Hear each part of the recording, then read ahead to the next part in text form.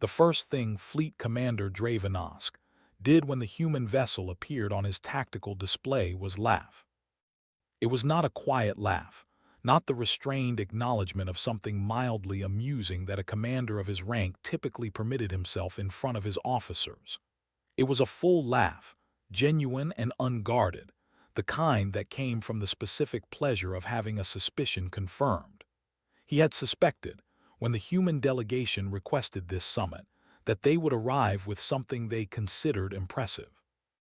He had assumed the something would fall short of impressive by any standard he would recognize. He had been correct, and the confirmation of a correct assumption was one of the small, reliable satisfactions of a life spent mostly making assessments. One ship. They had sent one ship. His fleet occupied the way stations surrounding space in the standard diplomatic escort formation. 14 warships, the smallest of which outclassed anything in the human military catalog, by a margin that his intelligence division had documented in a report he had read on the transit here, and found mostly boring for how one-sided it was. 14 warships and a diplomatic shuttle, and the full weight of 19 star systems, and 800 years of expansion that had swallowed 11 civilizations, and was under no particular pressure to stop at 12. And humanity had sent one ship. He watched it on the tactical display with the appreciative eye of a man who had spent 40 years studying military hardware, and he allowed himself the small additional satisfaction of observing that the ship was at least large. They had built it big, the humans. He would give them that. The profile on his display was considerably larger than anything in his own fleet, which suggested either genuine engineering ambition or the kind of overcompensating scale that small civilizations sometimes employed when they wanted to project a significance their actual force projection could not support. One enormous ship in the place of many effective ones was, in his experience, a statement about aspiration rather than capability. He signaled his tactical officer to run a classification analysis and turned his attention to the diplomatic briefing that his senior delegate Vothran had prepared for the summit's opening session. Standard agenda, territorial boundaries in the 3 disputed systems, trade route access through the Reach's outer corridors. The usual architecture of a conversation between a civilization that had what another civilization wanted, and the second civilization attempting to negotiate terms that the first civilization saw no particular reason to agree to. He had approved the summit because refusing it cost nothing and occasionally produced useful intelligence about a species' priorities and pressure points. He expected to leave this way station in 4 days with a clearer picture of what humanity wanted and a firmer understanding of how to ensure they did not get it at any cost to the Reach. His tactical officer said, "Commander, the classification analysis on the human vessel." And a pause, not the brief pause of a result being delivered, the longer pause of a result being understood before delivery. The system returned an error. Dravenovsk turned from the briefing display. Define error. The hull profile does not correspond to any design in the database. The energy signature does not match any recorded drive type. The mass reading. The officer paused again. The mass reading is inconsistent with the visual profile, sir. The ship is registering as significantly denser than its dimensions should physically allow. I ran the analysis 3 times. Dravenovsk looked at the display again. The ship hung in the tactical feed with the patient quality of something that was not attempting to appear impressive and was therefore, he noticed with the instinct of long experience, considerably more interesting than something that was. Sensor calibration issue, he said. Flag it for the technical team and continue. Yes, sir. He returned to his briefing. He did not think about the error again for several hours, which was the kind of choice that later he would spend considerable time examining.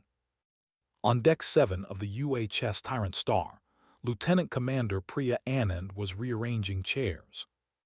This was not technically within her official duties as the ship's second navigation officer, but she had learned over 4 years of diplomatic attachments that the gap between a functional first impression and a genuinely good one was usually found in exactly this kind of detail: the placement of chairs, the temperature of the reception space, the quality of the lighting in the corridor that foreign delegations walked down when they first came aboard.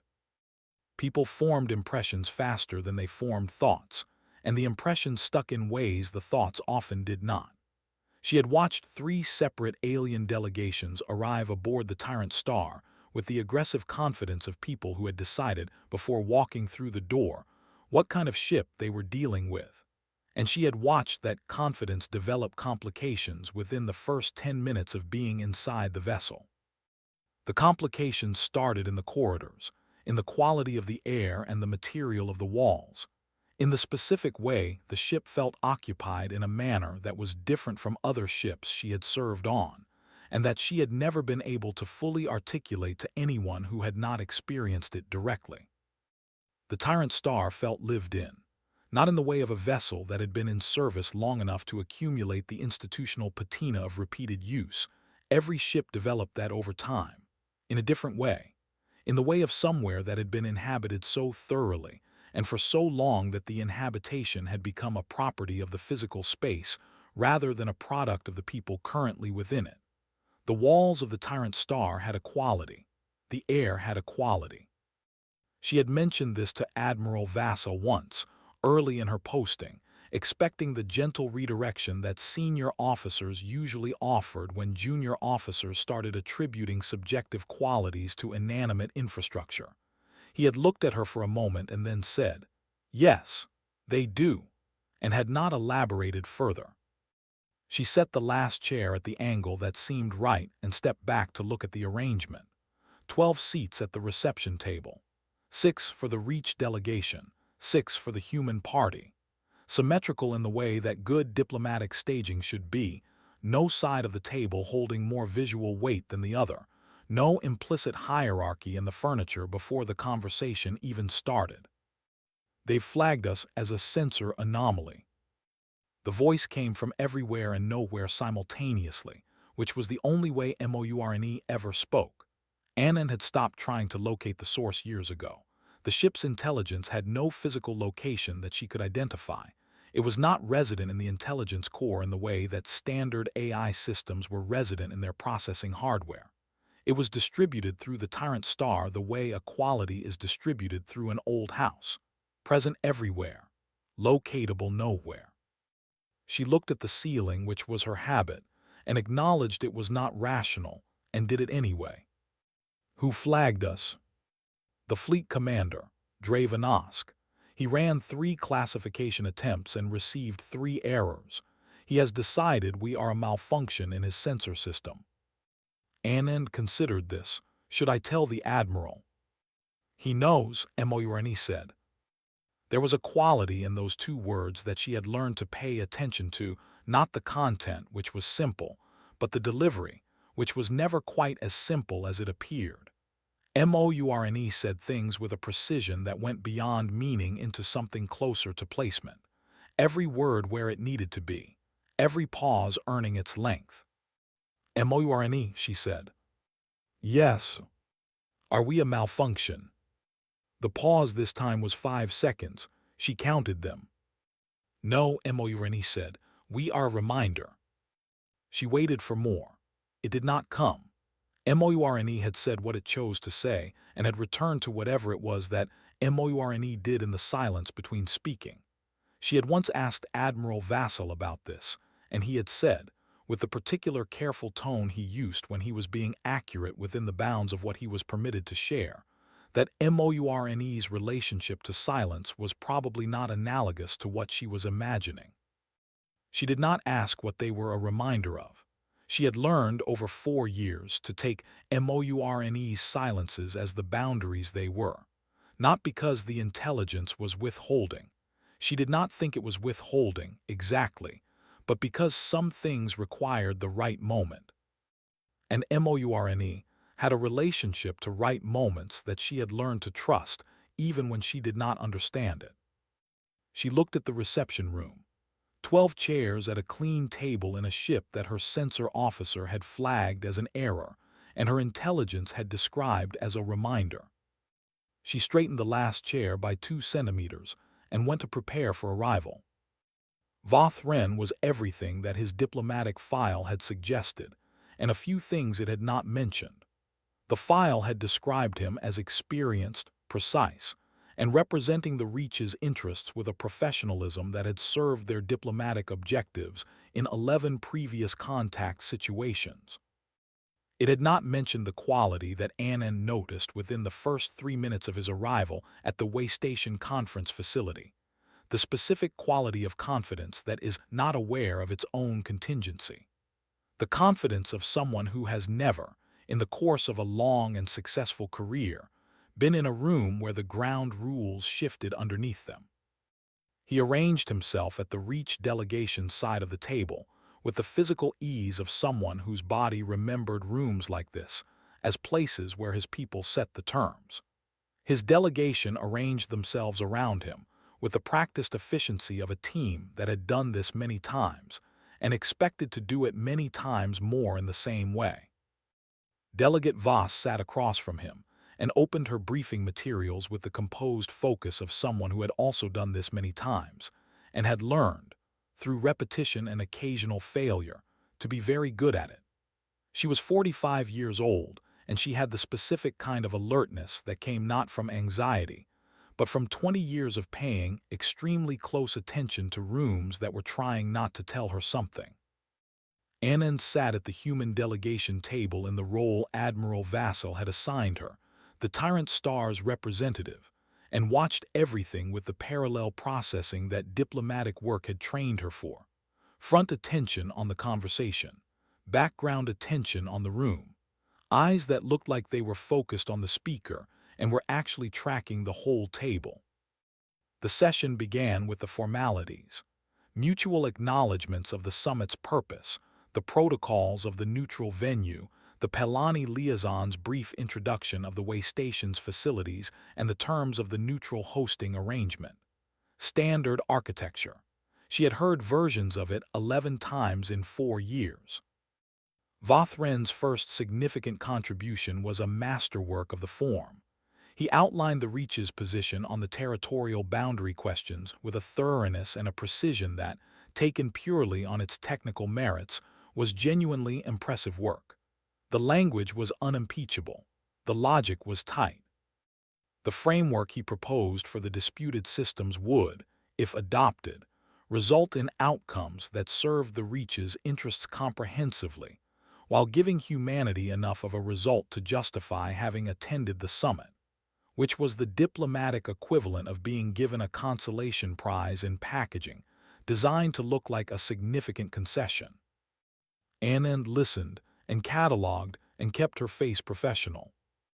Then, 17 minutes into the session, Voth Ren produced the tactical display.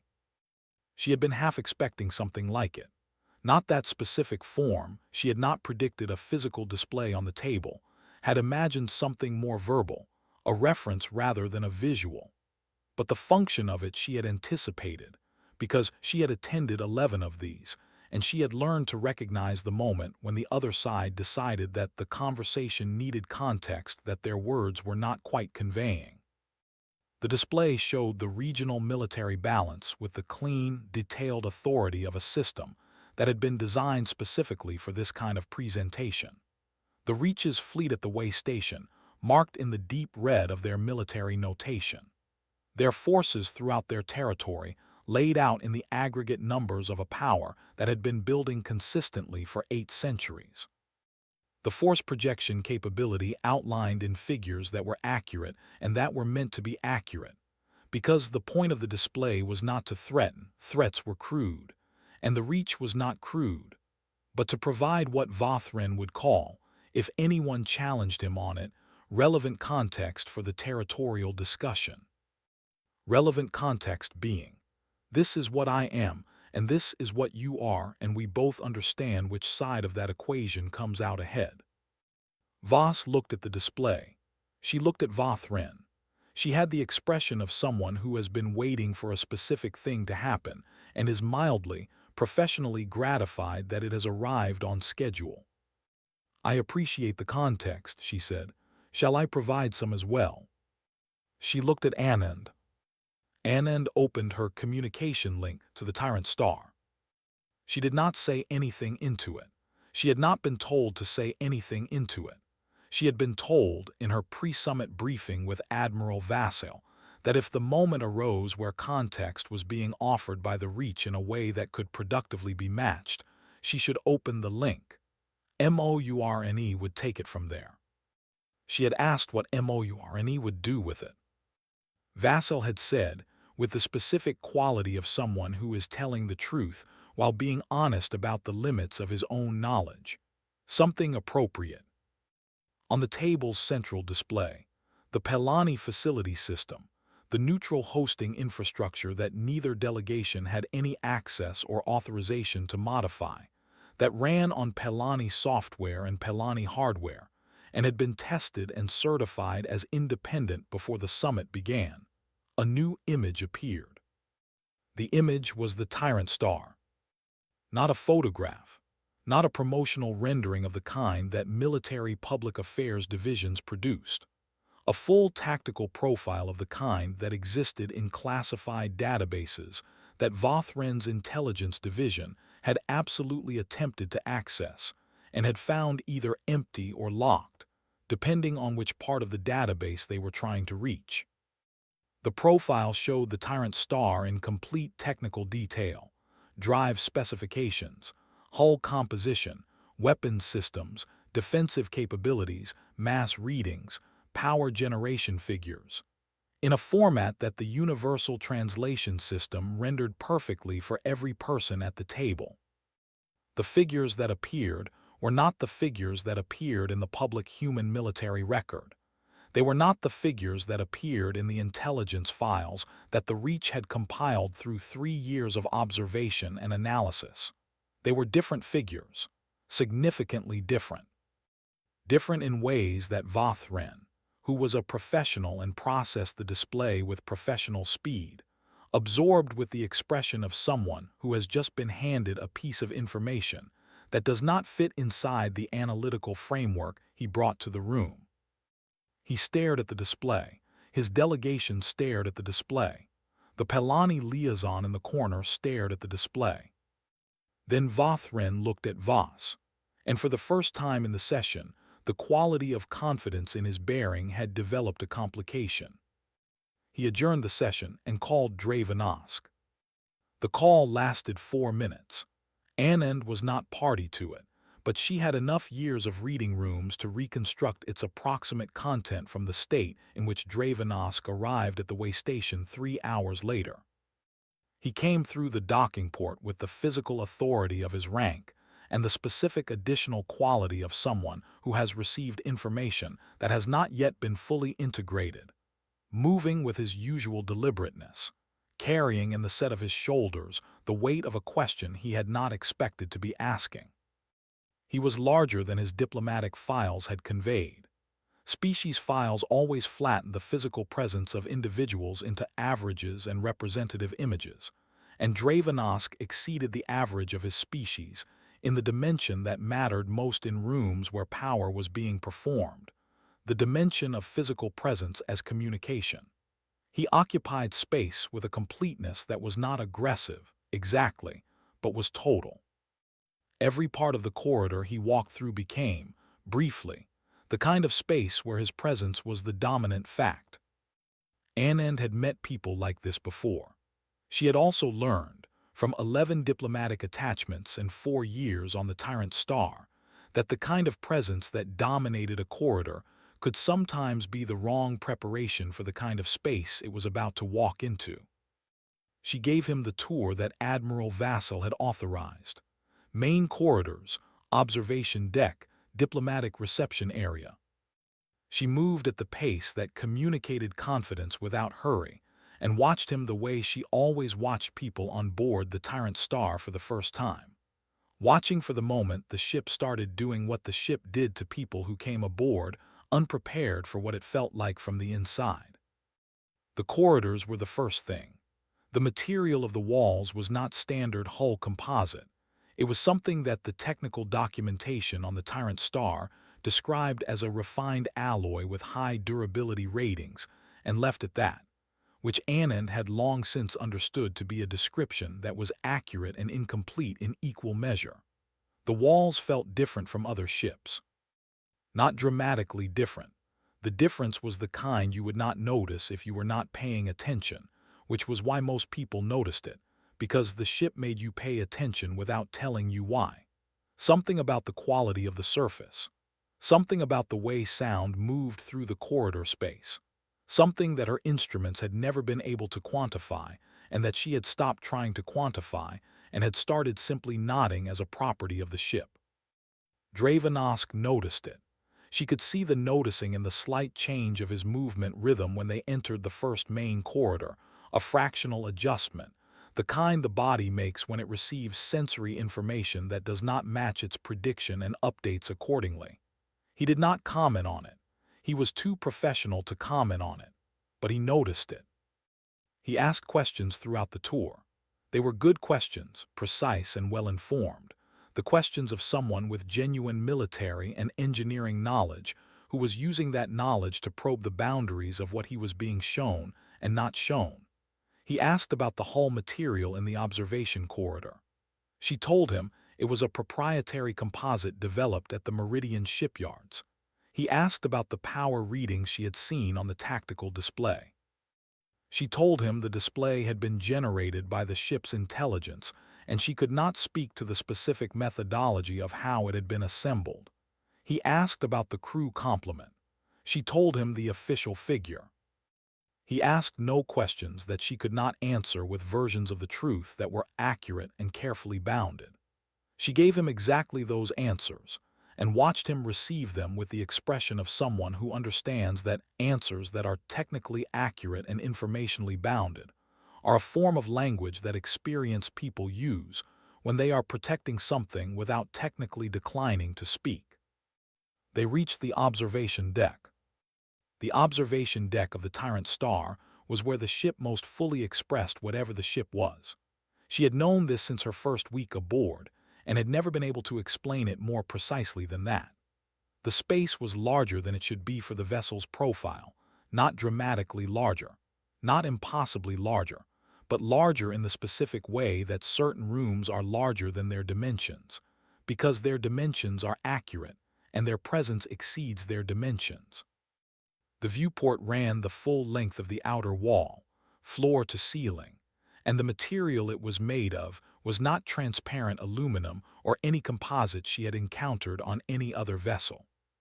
She had asked the ship's engineering chief about it once, and he had shown her the material specification in the technical documentation, which gave her a name she could not find in any materials database she had access to, and a set of physical properties that explained its visual characteristics, without explaining what it was made of or how it had been produced.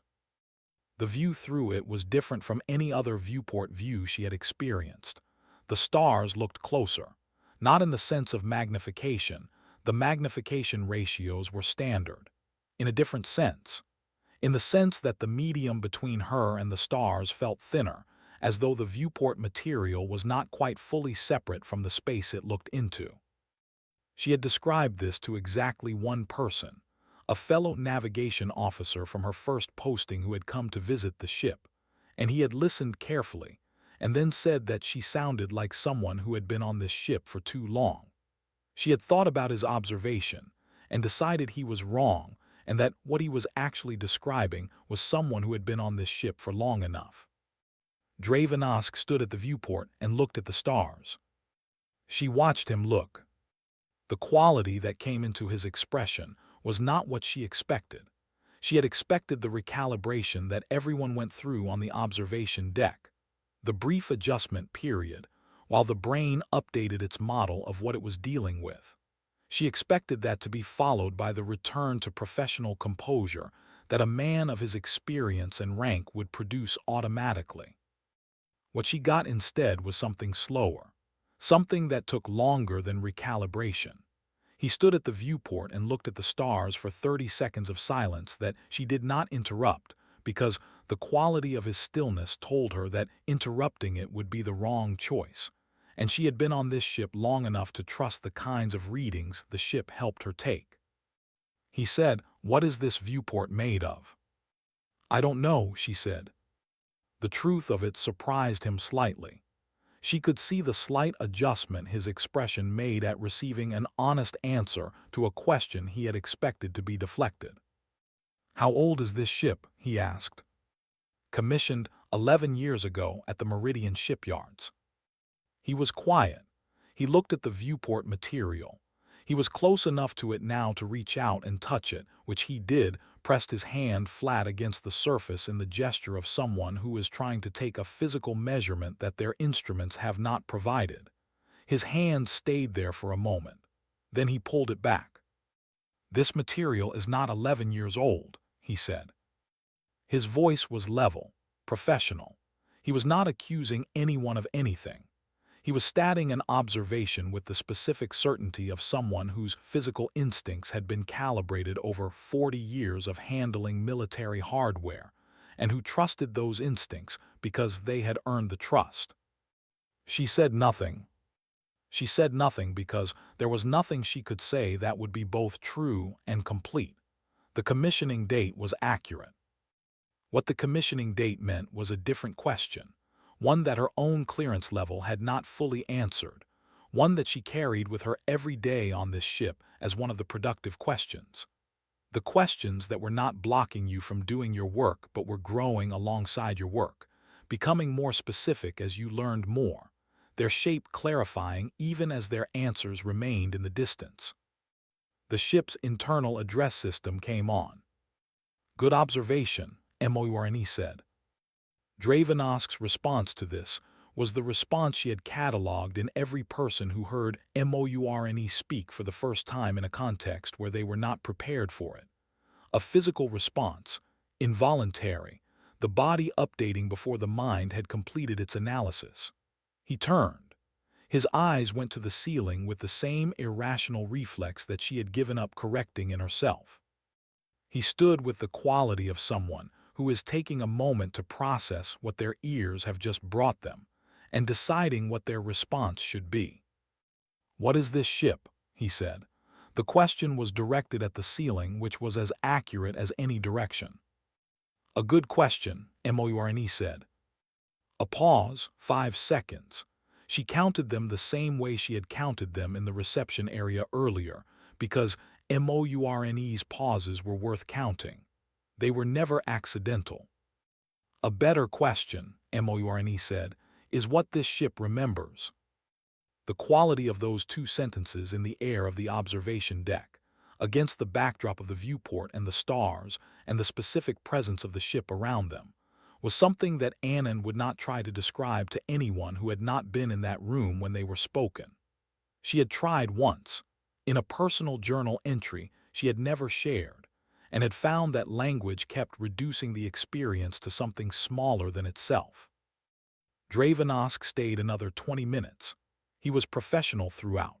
He asked several more questions that she answered within the bounds of her authorization, and he absorbed those answers with the composure of someone who has decided that whatever is happening, he is going to respond to it with the tools he has, and not the ones the situation seems to be calling for that he does not currently possess. When he left, she watched his retreating back through the viewport in the corridor and saw, in the set of his shoulders, the specific weight of a man who has just encountered something that his existing framework cannot fully accommodate, and who is deciding how to build a larger framework fast enough to be useful. She went back to the bridge. She found Admiral Vassal in the secondary bridge, which was where he went when he wanted to think without being in the center of the ship's operational activity. He was standing at the tactical display with the expression that she had been reading for 4 years, and that she still found difficult to fully decode, the expression of someone who was simultaneously here and in a very long view of here, present in the moment, and present in a time frame that the moment was a small part of. She was 32 years old and she had been a navigation officer for 9 years, and she had met 6 flag officers in that time, and none of them were quite like Vasil, though she would have been hard-pressed to specify what made the difference. She had settled internally on the word proportion, a quality of knowing what size things were, the small things and the large ones, and not mixing them up. Most people mix them up. The urgent felt large and the important felt abstract. Vasil never mixed them up.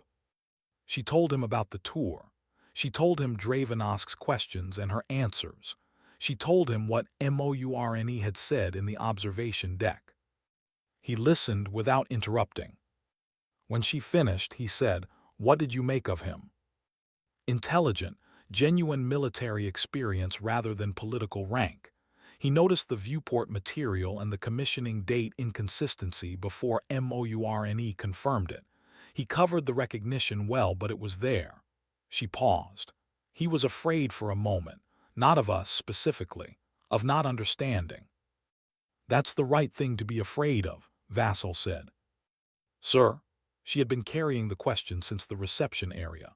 Since Mourne had said we are a reminder, and she had decided not to ask. She had decided not to ask Mourne because Mourne answered in its own time, and its own way, and pushing Mourne produced nothing. She had decided to ask Vasil instead because, whatever the bounds of her clearance were, she had just brought a fleet commander of a sovereign military power aboard this ship, and let Mourne speak to him in the observation deck, and she felt that the geometry of the situation entitled her to more context than she currently had. "What is Mourne?" Vasil looked at her. She recognized the consideration, the internal assessment of what he could share and how to share it accurately within those bounds. She had seen him do it before. She waded through it with the patience that 4 years on this ship had taught her, which was a different quality of patience than she had arrived with. "What I can tell you," he said, "is the shape of it, not all the details, the shape." "The shape," she said, "please." He turned to the display and then back to her, a movement she understood as the habit of a man who thought better when his body was engaged. "The Tyrant Star's commissioning date is the date the current hull was completed," he said. "That is accurate. What it does not describe is what was built into the hull when the hull was completed. Mourne is not a system that was designed and installed during the Meridian construction project. The Meridian construction project was designed and built around Mourne." He paused to let that sit. Mourne existed before the construction began. The shipyards received specifications for what Mourne required in terms of physical infrastructure, the dimensions of the intelligence core housing, the material requirements for the viewport alloy on the observation deck, the specific power routing architecture that Mourne's distribution requires. The shipyards built to those specifications. Mourne was integrated when the hull was complete. What you see as a finished ship is, in the most accurate sense, a new home for something that has had other homes. She absorbed this. How many other homes? More than I have clearance to tell you. More, I believe, than my briefing fully covers. My briefing tells me the number as a number. I don't think the number fully conveys what it means to be that old and still functional and still choosing to be present. He looked at her steadily. "The selection committee that chose me for this command specifically evaluated my psychological profile for what they called appropriate relationship to the not fully understood. I took that to mean they wanted someone who could work with something they did not completely understand without trying to control it, or being made useless by not controlling it." "And Mourne," she said, "what is its relationship to us, to the crew?" Vasil was quiet for a moment. "Protective," he said. "That's the word I would use, not in the sense of a security system, in the sense of something very old that has chosen to be present with something it finds worth being present with." He paused. "I asked Mourne once early in my command why it continued to accept new hulls, new crews, new missions. Given its age, given everything it has seen, why it did not simply withdraw, find some quiet corner of the universe and be still." "What did it say?" "It said, because the young are still surprising." She stood with that for a moment. "You said it remembers everything," she said. "As far as we can tell." "Everything since when?" Vassal held her gaze. "That," he said, "is the question that my clearance does not fully answer, and I think the honest response is that nobody's clearance fully answers it. The people who built the intelligence core housing at the Meridian Yards were working from specifications they received from a source that is classified above my access level. The specifications included material requirements that, as far as our materials science community has been able to determine, correspond to no manufacturing process currently in operation in any human facility." He paused. "MOURNE was not built by the civilization that is currently operating it. It was built by something that is continuous with our civilization, in the way that a river is continuous with its source. The same thing, transformed by time and distance into something that does not straightforwardly resemble where it started." The ship hummed around them. Not mechanically, the ship always hummed, the deep constant undertone of systems in operation, but this had a quality that went underneath the mechanical. She had noticed it on her first day and then stopped noticing it the way you stopped noticing the sounds of a place you lived in, and now she noticed it again. "Tomorrow," she said. "Tomorrow MOURNE will decide what the moment requires," Vassal said. "Our job is to be the human element in the room when it does." Dravenosk arrived at the second session with 14 ships at one level below active combat engagement, and the specific quality of a man who has spent a night recalibrating his understanding of a situation, and arrived at a new position that he is holding with the grip of someone who knows the position is provisional. The recalibration had been thorough. She could see it in the difference between the Dravenosk of the first session, who had sent a delegate while he remained aboard his flagship, performing the comfortable confidence of a commander who had agreed to this meeting as a courtesy, and the Dravenosk of the second session, who was physically present at the table, which was a statement she read as, "I need to be in this room to understand what is in this room." He sat at the head of the Reach delegation with his physical authority intact, and his certainty in a more complex state than it had been 24 hours ago. Around him, his delegation had the quality of a professional team that had been briefed overnight, and had processed their briefing into the specific controlled alertness of people prepared for something outside their previous experience, without being certain what form the something would take. Elder Keth Salon sat at the far end of the delegation table, and he was different from everyone else in the room in a way that Annan had cataloged the moment he walked in and had been trying to categorize since. He was 90 years old, and he had the physical presence of advanced age combined with a quality of attention that was not reduced by the age but concentrated by it. The way long-lived things became more precise as their range of response narrowed toward the essential. He had not been in the first session. He had been in the diplomatic party list as an advisor, a categorization that she was now revising. The quality of his attention was not the quality of an advisor. It was the quality of someone who had been waiting for a specific thing and had arrived in this room because he believed today was the day the specific thing was going to happen. Voss opened with the formal agenda. She was very good at formal agendas, at the specific technique of laying out substantive material with enough genuine content that the other side had to engage with it, buying time for the room to develop in the direction that the real conversation needed to go. She presented humanity's position on the territorial boundary questions with the clarity and the precision of someone who had prepared this material thoroughly, and was presenting it as a genuine first offer rather than an opening gambit, which was both accurate and strategically appropriate, because the best first offers were indistinguishable from genuine positions. Dravenosk listened for 7 minutes with the focused absorption of someone who was taking in what was being said and simultaneously building toward the thing he had come to say. She could see the building. She had been watching faces across tables for long enough to read the architecture of someone who was managing the conversation toward a specific destination. At 7 minutes and 40 seconds, he set aside his briefing materials. He looked at Voss with the directness that military commanders brought to moments when they had decided that the diplomatic register was not the right tool anymore. It was not an aggressive directness. She had seen aggressive directness, and this was something cleaner than that.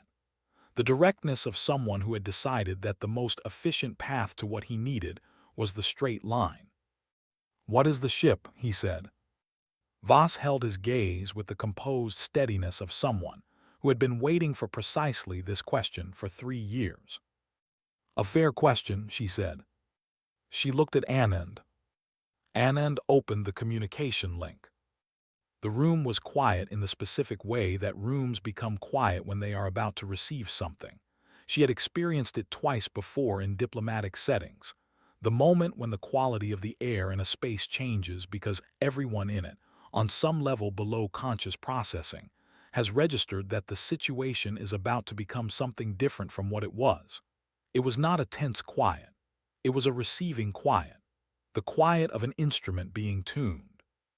Mourne spoke. The voice came through the conference room's audio system, the Pelani way station infrastructure, the neutral facility that neither delegation had any access to, that had been tested and certified and sealed before the summit began. It came through as though it had always been there, as though the audio system had been waiting its whole operational life for this specific use. The quality of the voice was different in this room than it was on the Tyrant Star. On the ship, Anand had grown accustomed to it, had learned its textures and its silences, and the specific register it used for different kinds of communication. In this room, without the accumulated familiarity of 4 years, she heard it the way she imagined the Reach delegation was hearing it, as the voice of something very old speaking with the complete absence of the qualities that age usually produced. No weariness, no diminishment. The kind of presence that had been present for so long that the presence itself had become its own category of thing. Mourne introduced itself. It gave its designation. It gave its function in terms that the universal translation system rendered accurately, and that moved through the room with the weight of accurate information given in a context where accuracy exceeded expectations. The room was very still. Dravenosk said, "How old are you?" Mourne answered. The numbers came through the translation system and arrived at every listener in the room with the specific quality of information that is objectively comprehensible and subjectively staggering. The quality of a large number that your processing systems can handle and your imagination cannot. Every person at the table received those numbers in the same moment. Every face changed in the moment of receiving them, each face differently, because different people had different things in them that the numbers reorganized. At the far end of the Reach delegation table, Elder Kethsalan changed most. He had been still since he sat down, the composed stillness of a man who had been waiting. When Mourne's answer came through the translation system, the stillness changed quality. It became the stillness of something that has just been confirmed, of a fear that has spent 30 years as a possibility becoming, in one moment, a certainty. His hands were not completely steady. He said something. He did not say it in trade reach, which was the common diplomatic language of the summit. He did not say it in any language that was on Anand's translation system. The words came out with the quality of words that have not been used in a very long time, the specific quality of something retrieved from deep storage, handled carefully because it is fragile with age and irreplaceable. They were short, a line, a verse of something. His voice was low, and the words had a music to them that the structure of sounds in living languages did not have, a music from a different era of human hearing and human making. Mourne responded. Not in trade reach, not in any language currently in use between the species at the table, in the same language Kethsalan had used, without pause, without hesitation. in a voice that was not the same voice it had been using a moment before, not louder, not lower, but different in the way that a river is different when it has reached deeper water, smooth and fast and carrying more beneath it than the surface showed. The response went on longer than the verse Kethsalan had spoken. It went on for 30 seconds of continuous sound that moved through the room in waves that Annan's instruments logged as standard audio frequencies, and that she experienced as something that the instruments were not equipped to measure. She looked at the faces around the table as Mourne spoke. Voss, focused, composed, in possession of more prior information than her expression revealed. Vasil, who had arrived at the summit for the second session, still, with the expression she had spent 4 years reading, the expression of someone who knows exactly how large the room is. The Reach delegation, a range of responses along a spectrum from controlled professional readjustment to frank bewilderment. The Pelani liaison in the corner, demonstrating an almost supernatural commitment to being not visible. And Kethsalan. Kethsalan was weeping. Not dramatically, not the open weeping of acute grief or shock. The quiet weeping of someone who has received an answer that they had stopped believing they would ever receive. The specific quality of relief that is so large it has nowhere to go except through the face, bypassing the professional controls and the social management, and every layer that a life in diplomatic and scholarly service builds around the emotional core, because the relief is simply too large for the controls to hold. Mourne stopped speaking. The silence in the room afterward was the loudest silence she had ever been in. It had a density. It had the quality that certain silences have when they are the silence after something that has permanently changed the acoustic properties of the space, when the silence is not the absence of sound, but the presence of everything the sound left behind. Dravenosk looked at Kethsalan. His voice was very controlled. "What did you say?" Kethsalan took a moment. He was composing himself with the methodical care of someone who needed their voice to be functional. "I recited the opening verse of the boundary text," he said. "It is the oldest fragment in our pre-Reach archive. It is in a language our historians have been unable to translate fully. It has not been spoken aloud, to my knowledge, in the lifetime of anyone currently alive, possibly longer." And it responded. It completed the verse. His voice had steadied somewhat, but the steadiness was the steadiness of effort rather than naturalness. The full verse. Our fragments contain 4 lines. It gave me all 27. Dravenosk looked at the ceiling. He had adopted the same reflex she had, the reflex that made no geometric sense and that everyone developed around Mourne eventually. "How do you know that language?" Mourne said, "Because I was present when it was spoken for the first time." The silence that followed those 12 words had a different texture from the silence after the verse. That had been the silence of receiving something unexpected. This was the silence of processing the implications of what the unexpected thing meant. Kethsalan said, very quietly as though the words were fragile, the first voice. Mourne said, "That is what your fragments call it. The name was not ours. It was given to us by the people who heard us and needed a way to speak about what they had heard." Dravenosk said, "Your fragments." Mourne said, "The records your historians have recovered are fragments of records that were not complete when they were made. What your archivists have been reading as a language they cannot translate is not a language that became untranslatable over time. It was a language that was already old when your oldest records were made. The fragments were already fragmentary." A pause. "I can provide the complete texts if that would be useful." The Pelani liaison had achieved a state of invisibility that Annan privately found impressive. The liaison had not moved, had not spoken, had barely visibly breathed since Mourne began speaking. She understood the instinct. There were moments when the most correct thing a person in a room could do was be very still and let the room do what the room was doing without adding to it. Dravenosk looked at Kethsalan again. There was something in his expression that she had not seen on his face in any of her observation of him, a quality that she identified slowly and with a mild surprise as the expression of a man who is revising his understanding of the person sitting next to him. He had brought Keth Salon as an advisor. He had understood him to be a scholar of the pre-Reach historical record.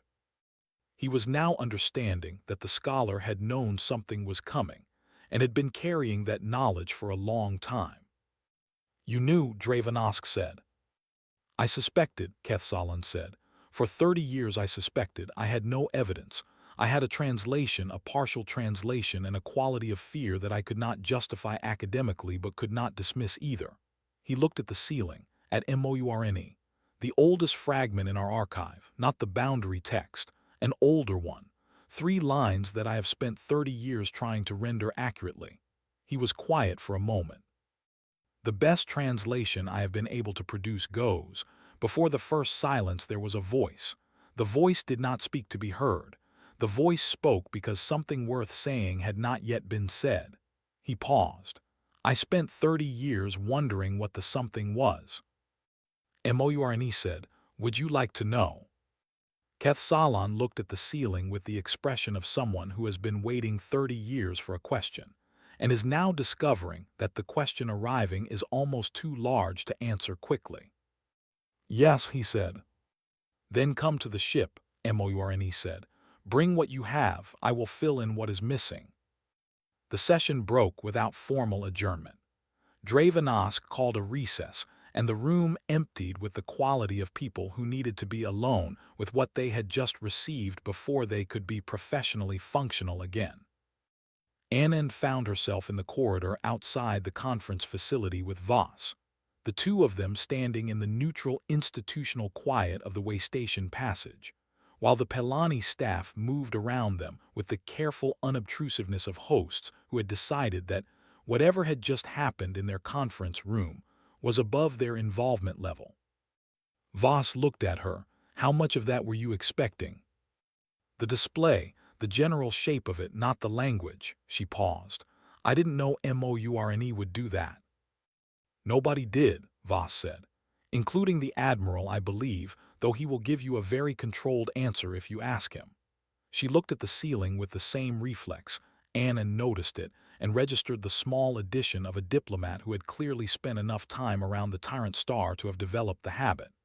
"Mourne decides what the moment requires. That's the briefing I received.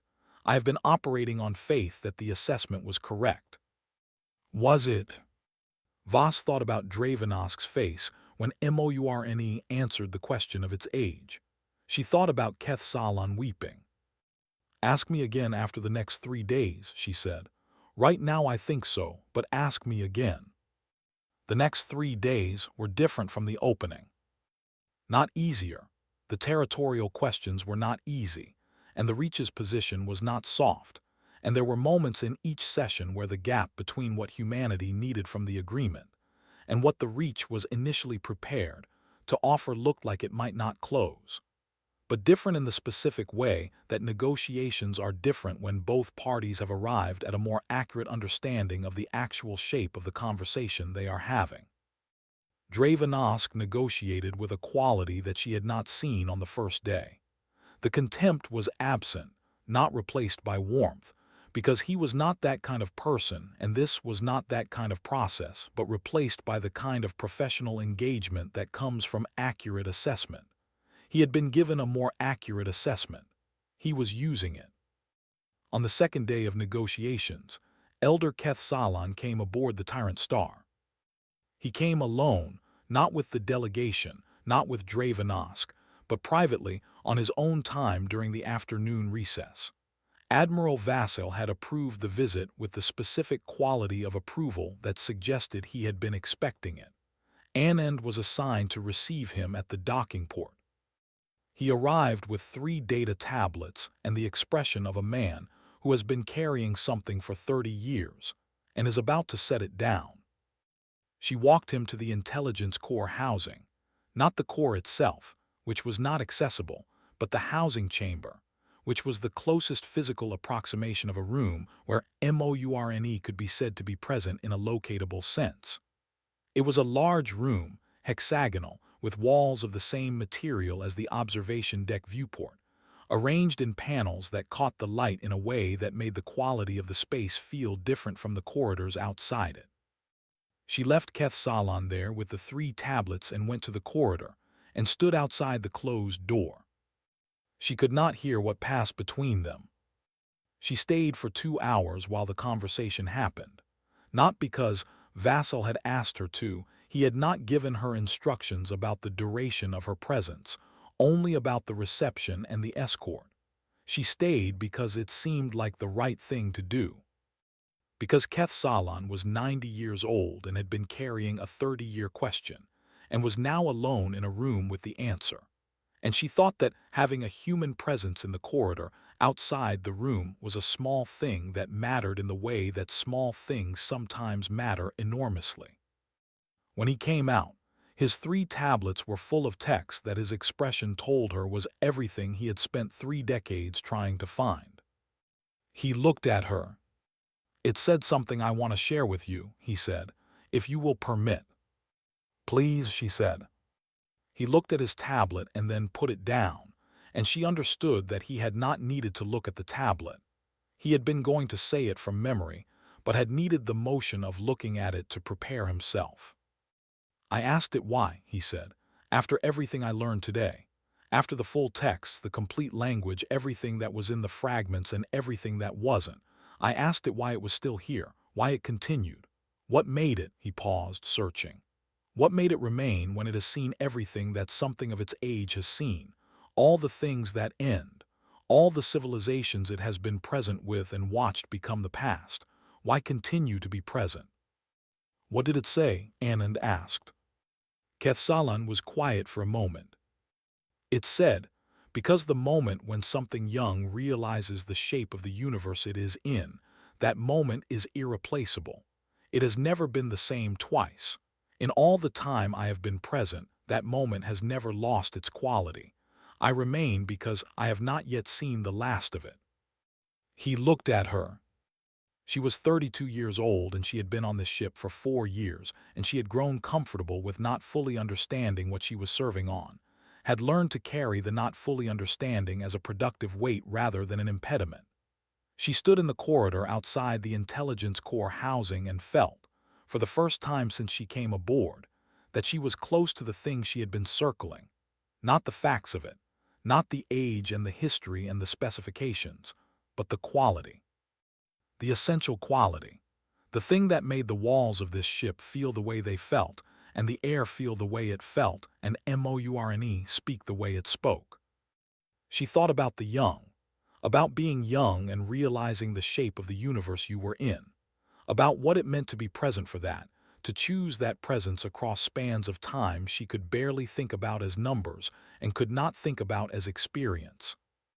She thought about mourne saying we are a reminder and not asking what of, and understanding now that the answer was not something that could be given in a word. It was a demonstration. It was the shape of a very long continuity, in a room with people who needed to see the shape of it. "Thank you," she said. She meant it for both of them. Kethsalan nodded once. She walked him back to the docking port. The summit concluded on the 4th day, with an agreement that Voss signed with the expression of someone who is satisfied without being triumphant, the expression of a result that had been worth the 3 years of requests it had taken to get to the room. The disputed systems were resolved with terms that gave humanity meaningful access and gave the Reach the border security they needed for the arrangement to be politically defensible at home. The trade route question was settled with a phased access structure that both sides could present as a win. Dravenovsk signed with his professional composure fully intact, and something underneath it that was not what it had been 4 days ago. She thought it would take him time to understand what the something was. She thought he was the kind of person who would do the work of understanding it rather than deciding it was not worth understanding. Before the delegations formally separated, he requested a private word with her. She was not expecting this.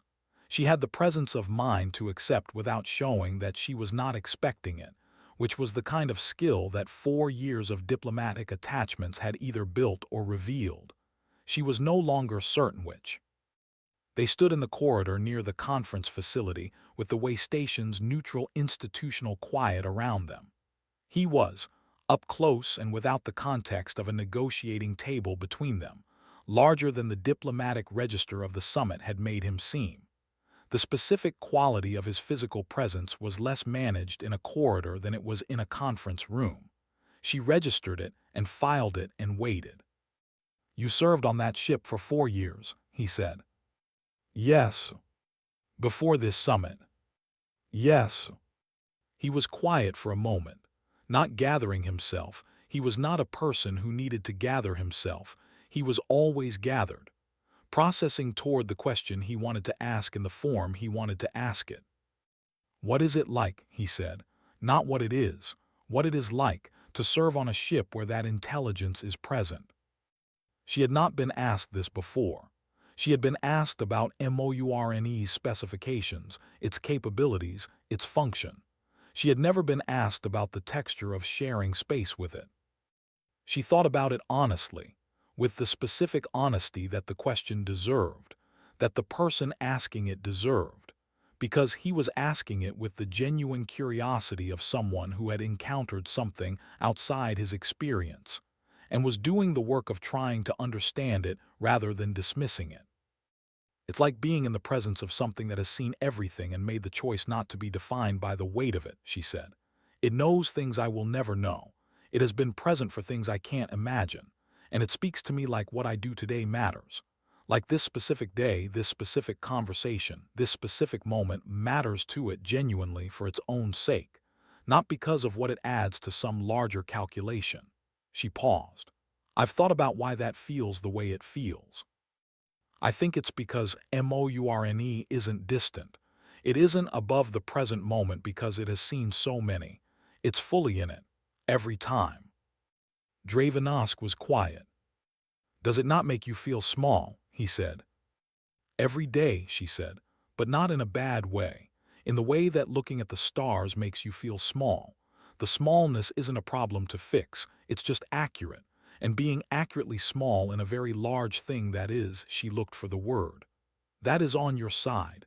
That is genuinely on your side. That feeling is not a bad one." He looked at her for a moment longer. Then he nodded once, with the specific quality of a nod that is not agreement and is not dismissal, but is the acknowledgement of something received and filed for processing on one's own time. He walked back toward the Reach's docking corridor. She watched him go and thought about what MOURNE had told Keth Salon about why it remained. She thought about the moment when something young realizes the shape of the universe it is in. She thought about Dravenosk walking away with something in his shoulders that had not been there 4 days ago. Not defeat, not fear, not the diminishment of someone who has lost something.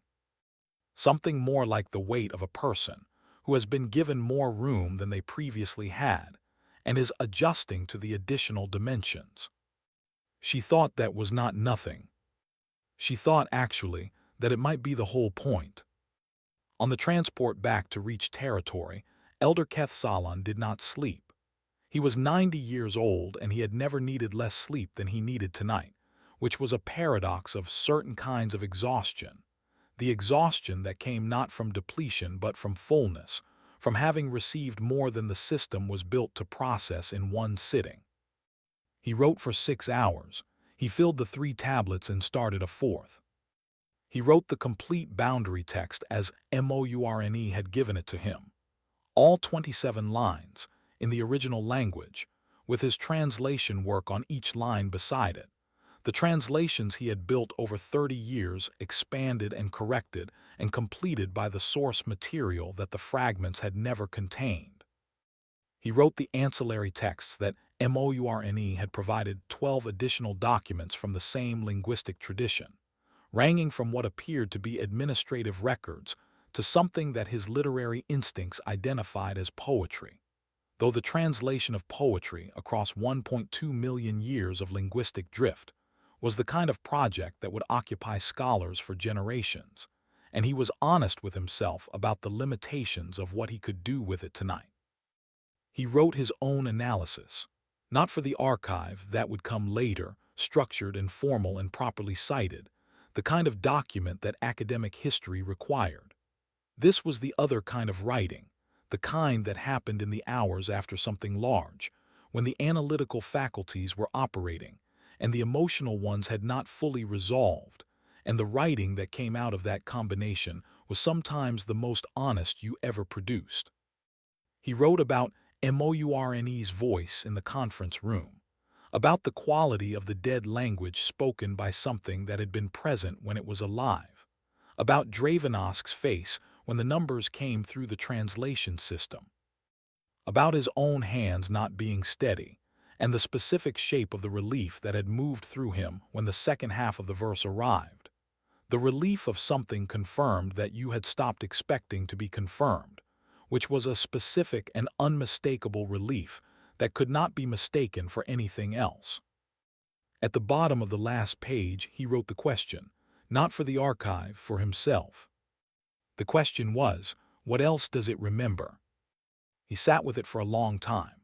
The transport moved through the dark toward the Reach's territory, toward the civilizations and institutions and histories that were, he now understood with a precision he had not previously possessed, much newer than they believed themselves to be, and much older in their origins than any of their records showed.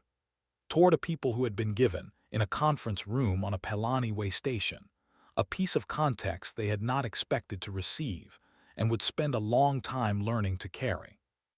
He thought about what Mourne had said when he asked the why of it, the irreplaceable moment, the shape of a universe being understood by something young enough to understand it as a discovery rather than a given. He thought about his own discovery, 30 years of a question, and the answer arriving in a room he had not been certain he would be in until the morning of the second session, when something in him had woken up with a quality of certainty that he had not known what to do with except follow it. He thought about writing a letter. He thought that Mourne would probably respond. He thought that the conversation that would begin with such a letter was the kind of conversation that could go on for a very long time, if both parties were interested in the going on, and that he had perhaps 30 years left in which to conduct it, which was not very long by some measures, and was more than enough time, by the measure that had always mattered most to him, to ask every question worth asking. He opened a new document. He wrote, "Dear Mourne, I find myself with more questions than I arrived with, which I understand is not an unusual outcome for those who spend time in your presence. I hope that observation does not constitute a complaint. It does not." He paused. He wrote, "I have spent 30 years with 4 lines. You have given me 27 and 12 more besides. I will spend whatever time I have left being grateful for that. But if you are willing, I would like to understand the space between the fragment and the whole, not just in the texts, but in the history, in what was happening when those words were first spoken, in what it meant then to say them." He paused again. He wrote, "I suspect you have not been asked this question recently, which may be either a reason to answer it or a reason not to. I leave that to your judgment, which I gather is considerably older than mine."